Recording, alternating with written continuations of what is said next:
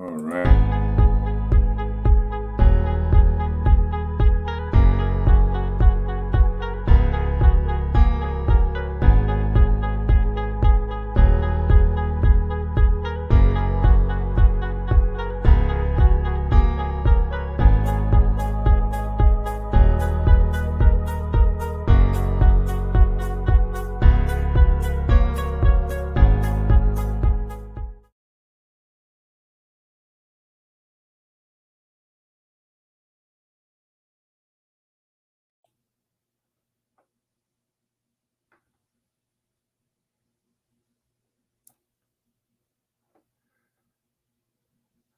All righty. Good morning and welcome to another edition of the Leadership Standard. We are live right now and we are live. We are live. We are live. Let everyone you know, let them know that we are live right now. The Leadership Standard is live right now. Let's do an audio check quickly before we go on. All right. So we're good. And today is another edition of the Leadership Standard. It's been a while since we came out. My name is Buchilo, and I'm an attorney, a social commentator, as well as someone who believes in the self-determination of the Biafrans, the independence of the Biafrans, as well as the freedom for all the component units that make up Nigeria.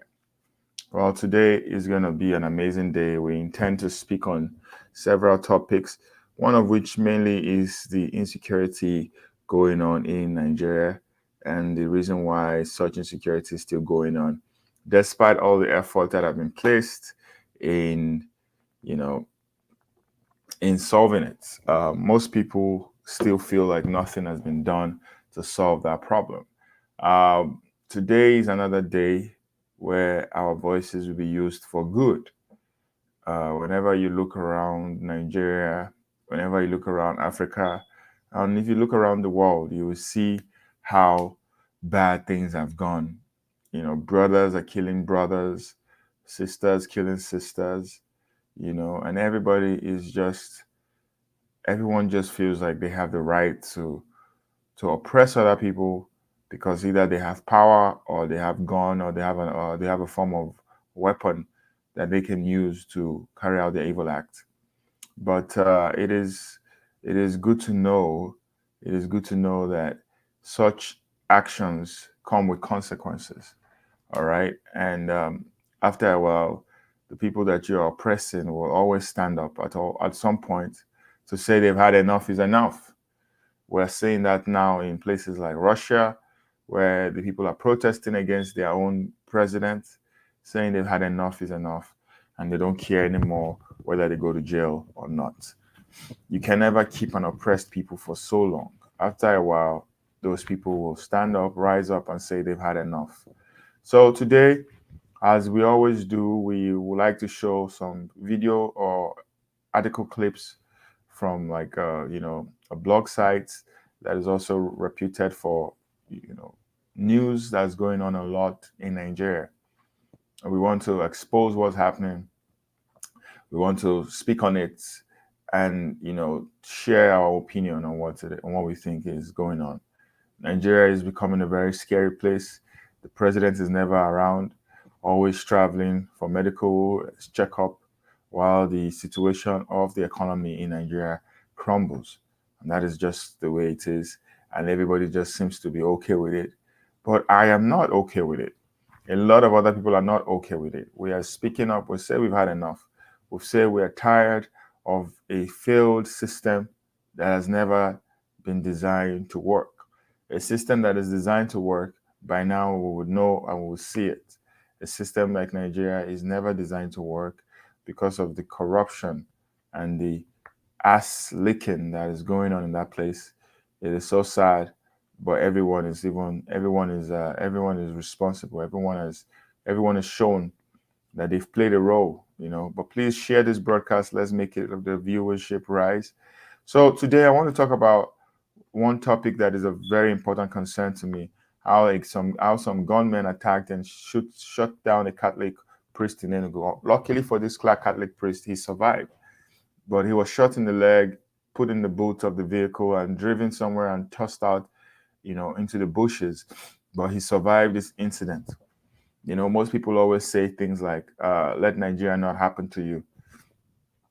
The ones who survive Nigeria, the ones who stand up to talk about the story, who tell the ones that are alive what happened.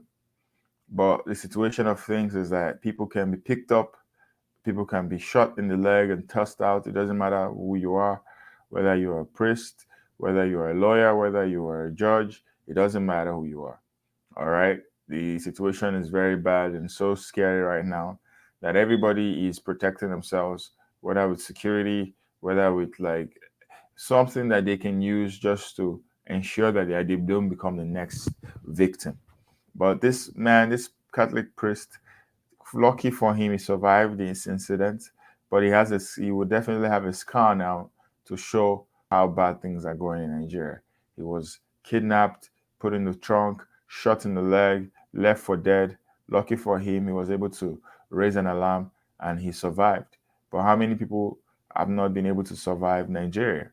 How many people have not been able to survive what's going on, the killings, the insecurity? So many people. So many people have become victims, and they become the victims. The victimhood is happening every single day. Every single day. It doesn't matter who you are, male, female, child, pastor, imam. It doesn't matter who you are. You can be a victim tomorrow. And that's just the situation of things now in the country. Things are really bad. All right. But that's just one story that I wanted to just share with you. I'm going to go on to my next story of this alleged criminal, alleged suspect, Abba Kyari. He's pleaded not guilty to drug charges, but his co-defendants have pled guilty. Abba Kyari has been one that has shown, tremendous effort towards, killing young people in Nigeria through his very evil association called, SARS. He used to lead one of the biggest criminal organizations called SARS.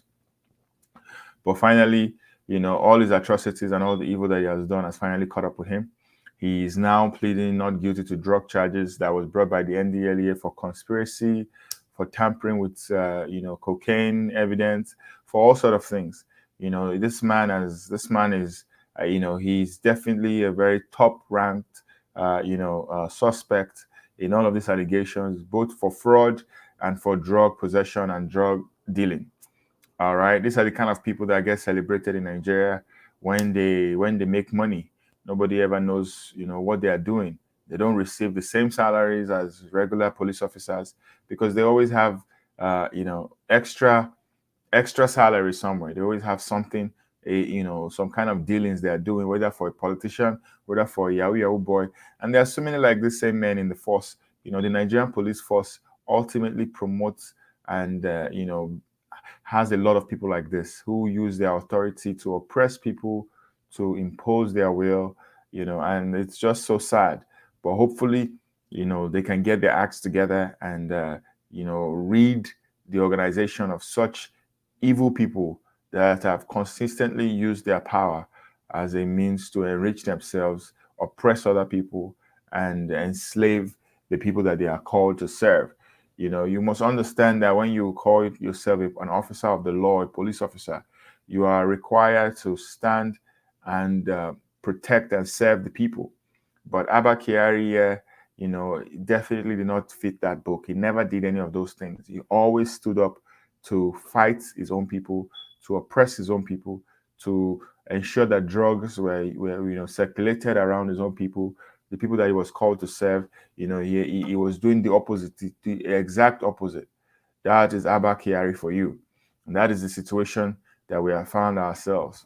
The many Abba Kyaris that exist in the Nigerian police force must all be disgraced. The people that he's worked with in the past, it doesn't matter how long it is. The statute of limitations for criminal matters goes on and on. There's no time limit for when you can bring a criminal matter. So whatever criminal investigations that this particular man and his gang, whatever it shows up, the whole world has to hear about it. Because there's a lot, even body parts, people who have lost body parts.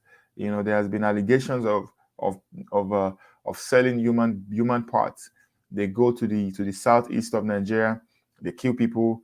They take it. They take their, what it is, their body parts. That is what they are doing in that country, Nigeria. It is so sad, but the situation of things have been so sad, and that is how far these people are really willing to go. But luck, his luck ran out on him, and now he's be sitting behind bars, and pleading not guilty to the charges that are being set against him. But his fellow, conspirators have pleaded. They pled guilty because they know what's going on. So this is exactly another story, a sad story of another situation. When people say, "Oh, pray that Nigeria doesn't happen to you," this is what they mean when they say, "Pray that Nigeria doesn't happen to you." What they in essence mean is, let Nigeria in his core is seen as something that is evil. So when they say pray that Nigeria doesn't happen to you, they literally are just saying, I pray that evil doesn't happen to you. Pray that insecurity doesn't happen to you. Pray that, you know, whatever instance you want to use, pray that failure doesn't happen to you. Pray that you don't go to a hospital and they say there's no light, and pray that you don't go to a hospital and they say that you need a police report before they will work on you. Just pray that when you don't be on the streets, on the road, and you're needing help, and rather than getting help, people are just bringing out their cameras and videoing you. Just pray that you don't find yourself in a situation where you're stranded and there's no one there to help you, but just your prayers. That is just the way it is. Nigerians have left the role that they are meant to give to, the police. They've now decided to give that role to God, or they've decided to give their role to the people that are the people that should be doing the work. They don't make them accountable, but rather they would rather be praying to God every single day for the things that the government should provide for them. And I'm not against praying to God. I pray to God myself. I believe everyone should have access to praying to God for themselves. But it doesn't take away the fact that you have the ability to reason. All right. This lady, she went missing after boarding a BRT bus. A BRT bus, that is a state government bus. Just think about that for a minute. How does someone get missing after boarding like a public bus that was put in by the state government to provide easy transportation for people? This lady was the only one in the bus. She documented it. While she was in the bus, she was showing folks around saying, this thing seems suspicious. But before we knew what was happening, she went missing. Her phone lines went dead. And the next thing, they found her dead with some of her body parts missing. All right. We must realize that this is the election season.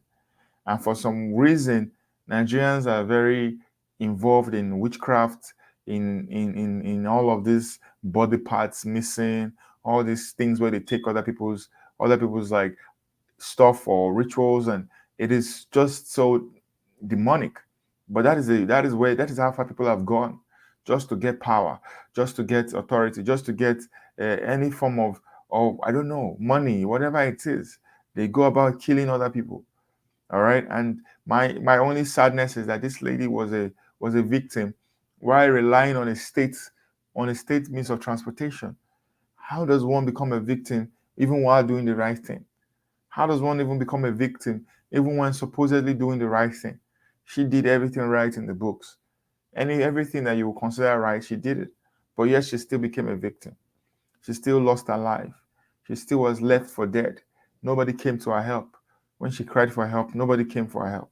She was left alone. And that is how sad it is, because she did not deserve to die. This is another preventable death. But because of how bad the situation is in that country, there is nothing that is preventable. They can never prevent anything. Even if someone has a headache, they can't prevent that person from likely dying. If someone has a sore throat, that sore throat can lead to that person's death. There's nothing that is preventable, because Nigeria is not a country where things things are called preventable. People die for any reason, for whatever reason, they just die.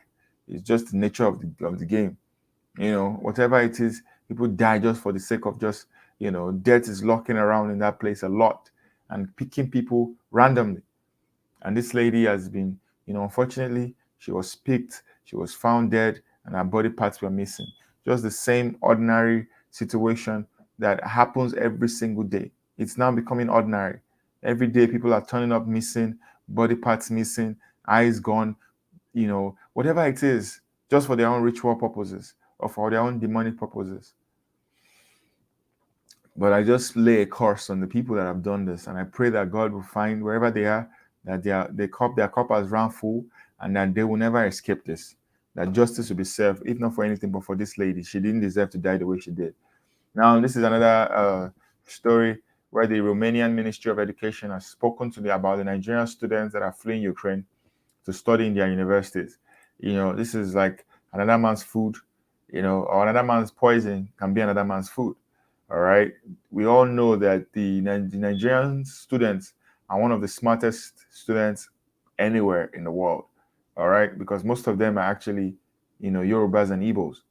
All right. And if you think about it, some of the smartest people that have come out from Nigeria are the Igbos and the Yorubas. No two ways about it. So it's good. It's a good thing that the Romanian Ministry of Education has seen a need to absorb these students that are fleeing Ukraine to their own universities, because in that way they can put them in a system.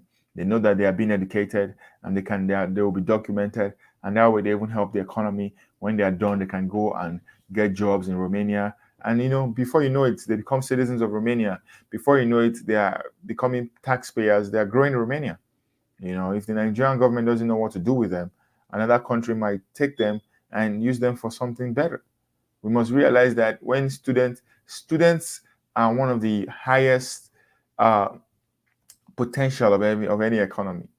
The students of that economy are one of the highest potential, because these are young minds that are willing to use their brains for something. They want to use their minds for something. So they are one of this. So the way you treat students should be totally different from the way you treat any other person. A country that does not value their students like Nigeria, another country like Romania will value them. If you do not value what you have, someone else will take it and value it. That's why we must never ever devalue whatever God has given us. God has given Nigeria so many natural resources, so many human resources, so many resources that is not being valued in Nigeria. But when these people travel abroad, some of these countries see the value in them, and they absorb them, they take them in, they use them for their own better, for their own good. That is exactly what should be done. But unfortunately, Nigeria is not a country that thinks like that. That's why a lot of people are coming out saying that they don't believe in education anymore because of things like this. But we hope and pray that this works out fine, and that these young ones are put into like the system, and they find jobs and life prospects afterwards. Because why do you go to school in the first place if not because you want to become better, you want to get a job, you want to stand on your own 2 feet. Now, this is another thing that is very important that we need to talk about. Nigeria will soon have to say goodbye to Nigeria as a nation. Amen. I join you in that prayer. With what has been going on in the country, the former president of Nigeria said that we might have to say goodbye to Nigeria soon as a nation. And it is very simple. The reason why is because Nigeria has not shown any sign of working together. If you keep doing the same thing over and over and over again and expecting a different result, then you are mad. Then you are just a mad person. And it seems like a lot of people are in Nigeria suffering from madness, but they don't know about it. And that's the reason why people are saying that enough is enough. We might have to say goodbye to Nigeria as a nation. That's a fact, because Nigeria has not shown signs of nationhood. For the past 60 years, the currency has been going down, the value of the naira has been debased, fuel scarcity all over the place, no lights, insecurity all over the place. There are no places where you can say, oh, things are working really well, and this is why, this is where, and this is this area. There's no area that you say, oh, things are working great. Because even if you start your company today, you have to still pay for fuel. And how many hours are you ready to lose for time trying to get fuel? The only organizations that are succeeding in Nigeria, if you ask me, are the religious organizations, the churches, the mosque. They're the only ones that are succeeding, because they don't even have to pay taxes and everything. The money they make, they keep it for themselves to use to grow the church and build the church. But for any other organization that has to pay taxes, that has to pay its people, that has to hire people, it's very hard.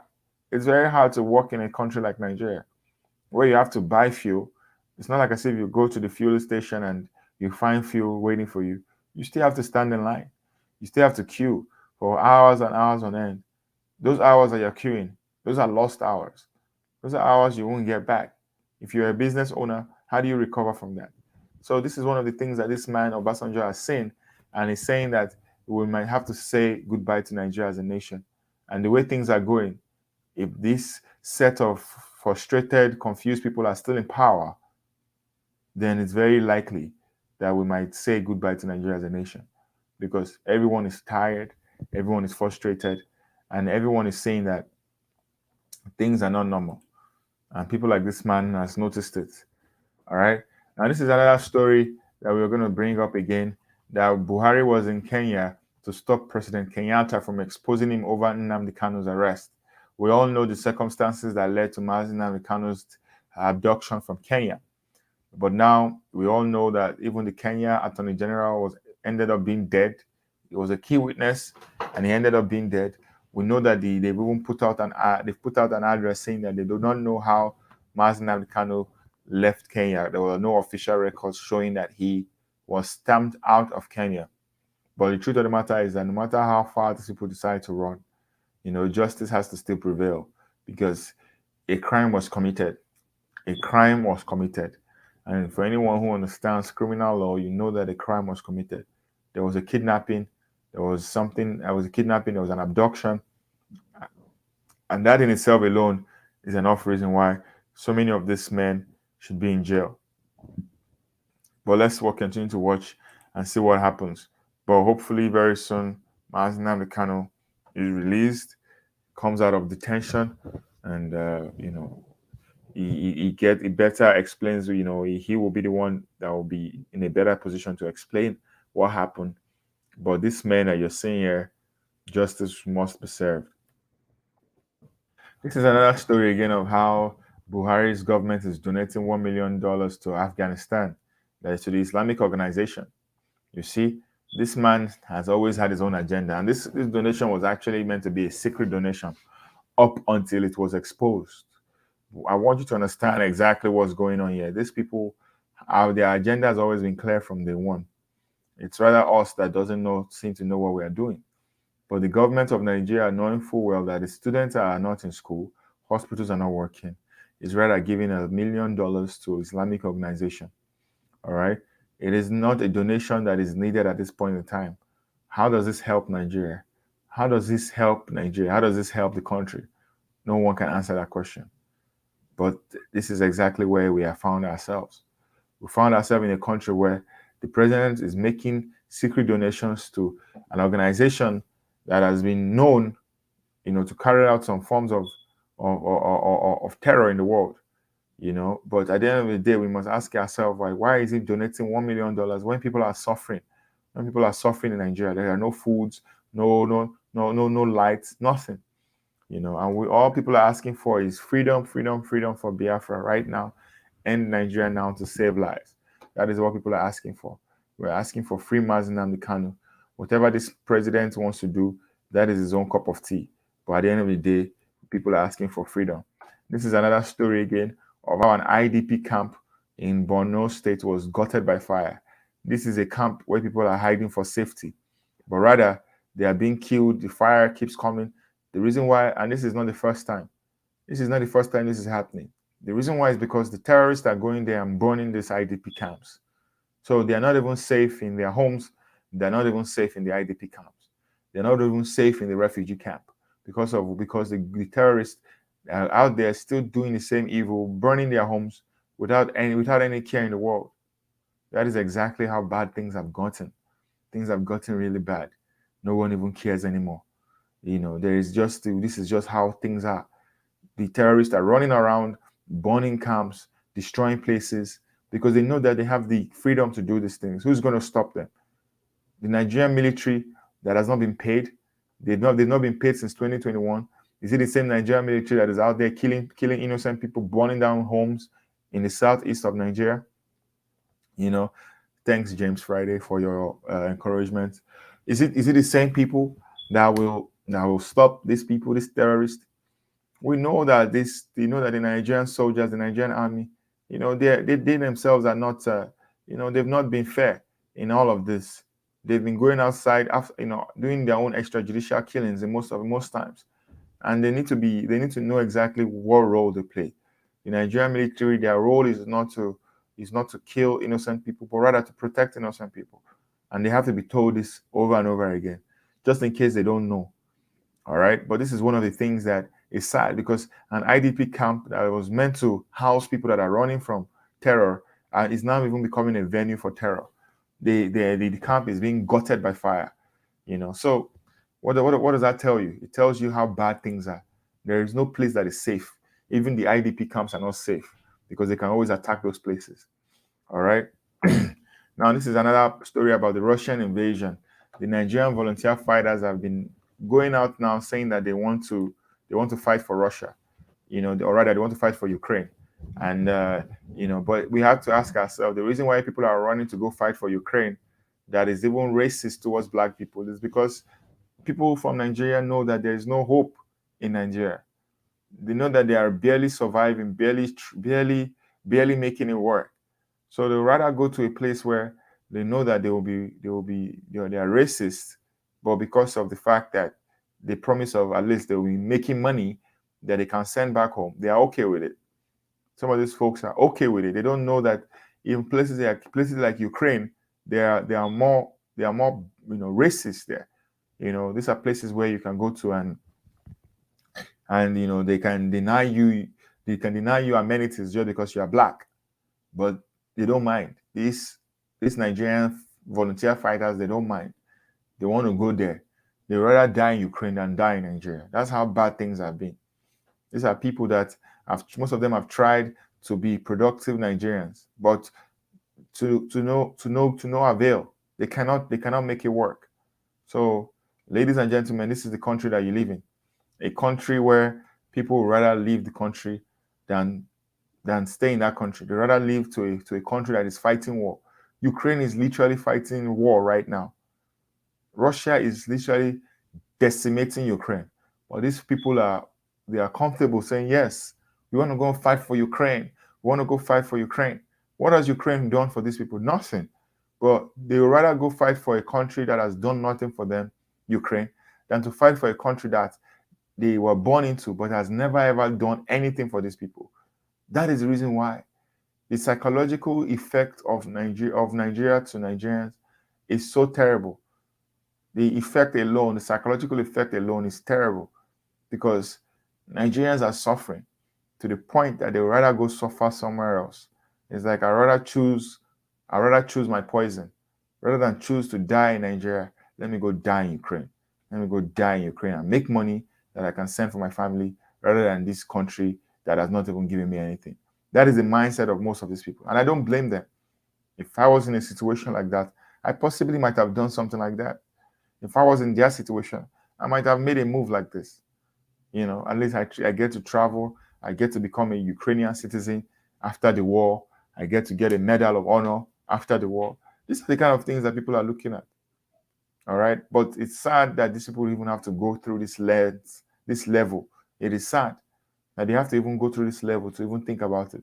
And coupled with that, they still have to pay $1,000 for their own flights and their own visa. They have to pay $1,000. Can you imagine? Even before they start making any money, they still have to put in money. And they don't mind.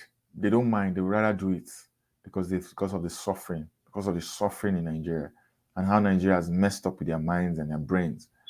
It's so sad. Do not let Nigeria mess up with your mind. Whatever you do, avoid Nigeria messing up with your mind. Because that is what they are good at. Nigeria will mess up with your mind to the point that you will not even know what you're doing again. You will end up saying you want to go fight for your enemy just because you want to make money, just because you are tired of the suffering, just because you are tired of the oppression. That is how far Nigeria can mess up with your mind. I know how Nigeria has messed up with my own mind. Personally, I know how I'm waking up every single day, realizing that I'm done with Nigeria messing up in my mind. I'm going to have a voice for myself. I'm going to speak up against this evil. And I want you to join us in this course. Use every available platform to speak up against the evil that Nigeria has done and ask that the evil comes to an end. If the people rise up, God will hear their voices. But if the people are silent, God won't hear their voices. It is time for the people to rise up and ask for an end. Enough is enough. Enough is enough. We've had enough of suffering. We've had enough of oppression. We also want to enjoy a soft life. We also want to enjoy a life of joy. It is your portion.